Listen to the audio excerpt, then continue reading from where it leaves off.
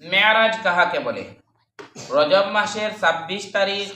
দিবাগত রাত্রি আমাদের নবী হযরত মুহাম্মদ সাল্লাল্লাহু আলাইহি ওয়াসাল্লাম সশরীরে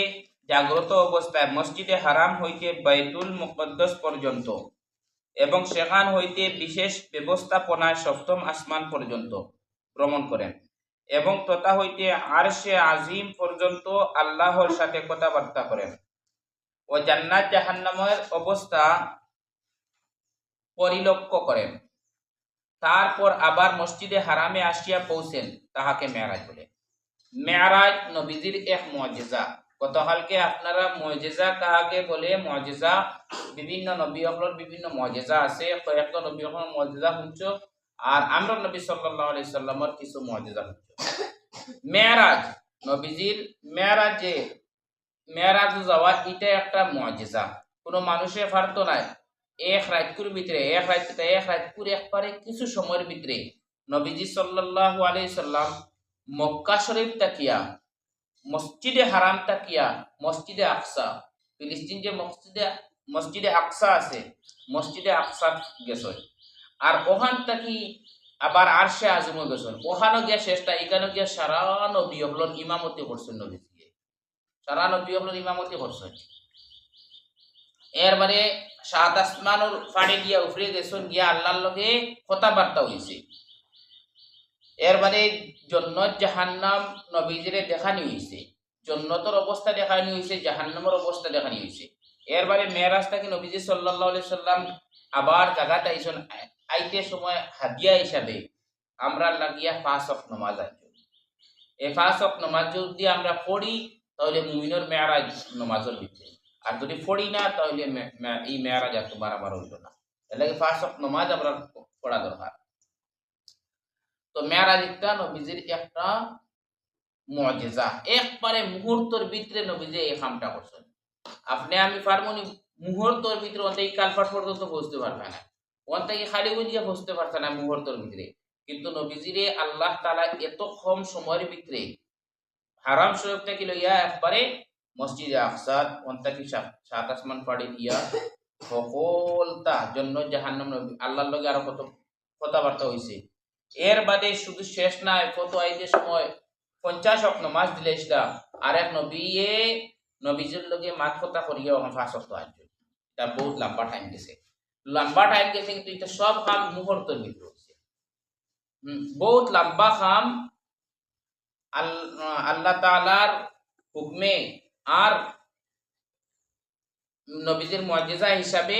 একবারে মুহূর্তের ভিতরে এই খানটা হয়েছে। এখন এটা আমরা মুসলমান হিসাবে আমরা বিশ্বাস করি, যারা বিশ্বাস করবা নবীজির এই মুজিজারে এটা হাসা হাসা হয়েছে তাহলে এই মুসলমান। আর যদি এটা বিশ্বাস থাকে না তাই তো গুমরাহ হইতে পারেন বলে আমি নবীজিরে বিশ্বাস করি, আমি সবটা বিশ্বাস করি কিন্তু এটা বিশ্বাস করি না, তো এমনিও তোমার ইমান নাই। নবীজির হর খামর করে তোমার বিশ্বাস আনতে লাগবে। এখন নবীজি সাল্লাল্লাহু আলাইহি সাল্লাম যখন আবার আইসন বাদর দিন সকালে, যেদিন রাত তো ঘটনা হইছে, মেরাজের ঘটনা ওঠা হইছে, সকালে নবীজি উঠছেন, উঠিয়ালে আবু জেহেলে জিকাইবা আজকুর রাতকুর কোনো খবর আছে বলে তো আজকুরাই মেরাজ গেছি মসজিদে আকসাদ গেছি ওলা এ বিশ্বাস করে না, ওইটা অত মুহূর্তের ভিতরে এটা সম্ভব না। এই বিশ্বাস না করার কারণে আবু জেহেল কাফির। খালি এই বিশ্বাসটা হেতো এমনিও ইমানদার নাই, এ কিচ্ছু বিশ্বাস হয় কিতা বিশ্বাস নাই, এ তো কিচ্ছু বিশ্বাস। আবু বকর রাদিয়াল্লাহু তাআলা আনহুর কাছে খবর গেছে যে ওলা নবীজি সাল্লাল্লাহু আলাইহি সাল্লাম কইছেন যে তাই মেরাজ হবে বলি কেন আসা মুহ ওখান কইতে না আবু বকর সিদ্দিক ও রাদিয়াল্লাহু তাআলা তাই লগে লগে বিশ্বাস করতে, এর লাগে তো তাই সিদ্ধি। আমরাও এই ঘটনার উপরে বিশ্বাস রাখতে লাগবো, আকীদা আমরা এটা নবীজির জীবনে এই মুজিজাটা হইছে এটা বিশ্বাস করতে লাগবে। এটার মধ্যে তোমার বিশ্বাস থাকে না তো তোমার আকীদা নষ্ট। আল্লাহ তাআলা আমরা আমলের তৌফিক দান করুক। এখন আপনারা একজন আশরাফ আলম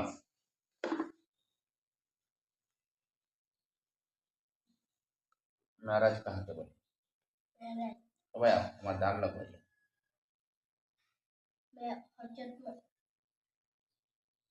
রজব মাসের ২৬ তারিখ দিবাগত রাত্রি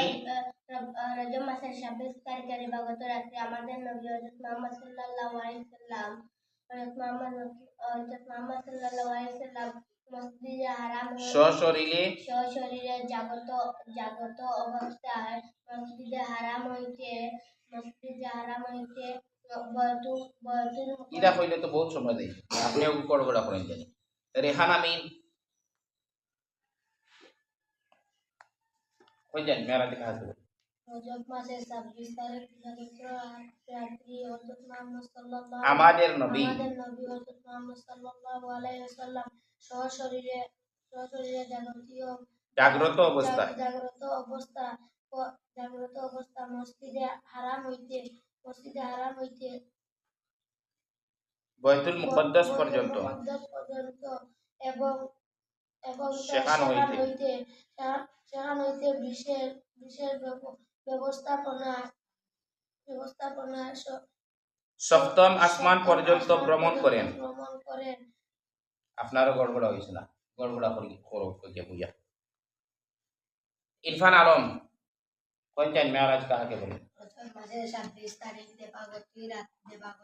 দিবাগত রাত্রি আমাদের নবী হযরত মুহাম্মদ সাল্লাল্লাহু আলাইহি ওয়াসাল্লাম সশরীরে জাগ্রত অবস্থায় মসজিদে হারাম হইতে বাইতুল মুকদ্দাস পর্যন্ত এবং সেখান হইতে বিশেষ সময় আপনার হয়েছে না এটা দোকানই লাগে গড়গড়া করতে লাগবে মাহফুজ আলম মেরাজ কাহাকে বলে রজব মাসের 26 তারিখ দিবাগত রাত্রি আমাদের নবী হযরত মুহাম্মদ মুস্তাফা সাল্লাল্লাহু আলাইহি ওয়াসাল্লাম সশরীরে জাগ্রত অবস্থায় মসজিদে হারাম হইতে বাইতুল মুকদ্দাস পর্যন্ত এবং সেখান হইতে বিশেষ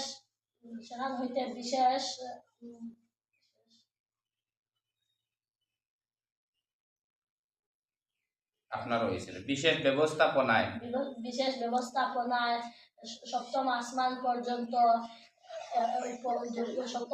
পর্যন্ত ভ্রমণ করেন এবং তথা হইতে আরশে আজিম পর্যন্ত আল্লাহর সাথে আল্লাহর সাথে কথাবার্তা করেন এবং জান্নাত জাহান্নামের অবস্থা ইলা হইতো না একটানে হইতে এক শব্দরে তুমি বারবার বলিতে ইলা হইতো না কালকে জেলা পড়া কইতে হলো হইতো আসলে যাই মিজানুর রহমান মেরাজ কাকে বলে রজব মাসের 26 তারিখ দিবাগত রাত্রি আমাদের নবী হযরত মুহাম্মদ মুস্তাফা সাল্লাল্লাহু আলাইহি ওয়াসাল্লাম সশরীরে জাগ্রত অবস্থায় মসজিদে হারাম হইতে বাইতুল মুকদ্দাস পর্যন্ত এবং সেখান হইতে বিশেষ ব্যবস্থা সপ্তম আসমান পর্যন্ত আপনি শব্দটাও শুদ্ধ করুন জানি আর গড়গড়া মুখস্থ করবা যাই মেরাজ আলম মেরাজ কাকে বলে মেরাজ আপনার নামও মেরাজ আর এখন পড়াও মেরাজ কাকে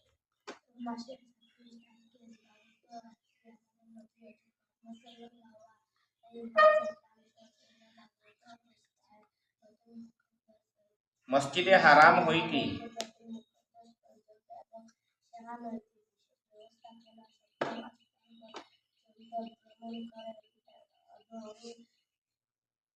তথা হইতে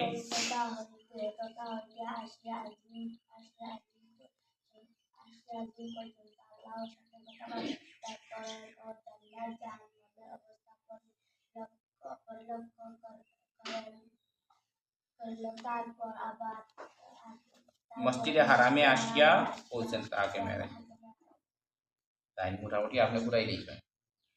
বাকি সবরে পরে ধরাইয়ার উনকা ইনর মধ্যে কয়েকটা জিনিস আমরা বিশ্বাস রাখতে লাগবে এবং আমরা ইতিহাস জানতে লাগবে মসজিদে আকসার মাথায় ছিল মসজিদে আকসা এখান আমরা কিবলা আউয়াল মানে আমরা এখন নামাজ পড়ি কাবা শরীফের বাইরিয়া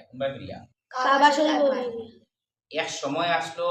মুসলমানের নমাজ পড়া আসলো মসজিদে আকসা বাহিরিয়া কোন বাহিরিয়া মসজিদে আকসা বাহিরিয়া ওটা হইলো আমরা কিবলা আউয়াল আমরা কিবলা হইলো গিয়া কাবা শরীফ আর আগের কিবলা আসলো বাইতুল মুকদ্দাস আগের কিবলা কিটা আসলো বাইতুল মুকদ্দাস বাইতুল মুকদ্দাস এখান যে মসজিদ আছে এই মসজিদ এখান ফিরিস্তা হলে বানাইছে কে বানাইছে ফিরিস্তা হল গিয়া আল্লাহ তাআলা বানাইছে এখান মুসলমানের মসজিদ তো এখান বর্তমানে কোন জায়গা পৌঁছায় বর্তমানে কি দেখেন আগেও কিন্তু আসলে এখনো অনো কিন্তু দেশের নাম কি যে দেশ আছে দেশের নাম কি ও ফিলিস্তিনের মধ্যে এই বাইতুল মুকদ্দাস এখানে আছে এখানে সারা নবী হলে নামাজ পড়েছে আর ফিলিস্তিনি কেন সারা নবী হলে এখানে মুলকে শাম হয় আগর জমানে এখানে শাম হইতে শাম যারা হিন্দুস্তানি কেন আসলো বড় এক হিন্দুস্তান আসলো ভারতবর্ষ বাংলাদেশ নেপাল এরবারে তোমার পাকিস্তান বর্মা শ্রীলঙ্কা কতটা মিলিয়া এক ভারতবর্ষ আসলো বহুত বড় আফগানিস্তান দেশম হিন্দুস্তান আসলো একবারে আফগানিস্তান সহ বড় হিন্দুস্তানি গান আসলো ওলা মুলকে স্বামী গান ওলা ফিলিস্তিন সিরিয়া আরো কিতাকিতি মিশর মনে হয় ও জানি না এখানে সম্পর্কে আমার বেশ অভিজ্ঞতা নাই তবে ফিলিস্তিন কয়েকটা দেশ আসতো সব মিলিয়া মুলকে শাম আসতো আগে কাবা মক্কা শরীফের মানছে ব্যবসা বাণিজ্য কর্তা ফিলিস্তিন গিয়া মুলকে শামও গিয়া ব্যবসা বাণিজ্য কর্তা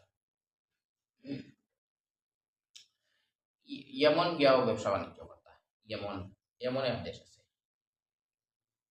ও দিন শাহজালাল মুজররদে এমনই তো আল্লাহ তাআলা আমরা ইসলামিক ইতিহাস ও জানবার তৌফিক দান করুক আর মেয়ারাজের ঘটনারে আরো বিস্তারিতভাবে জানবার আল্লাহ তৌফিক দেব ইনশাআল্লাহ তো তখন জানিয়ে আমি আপনারা করি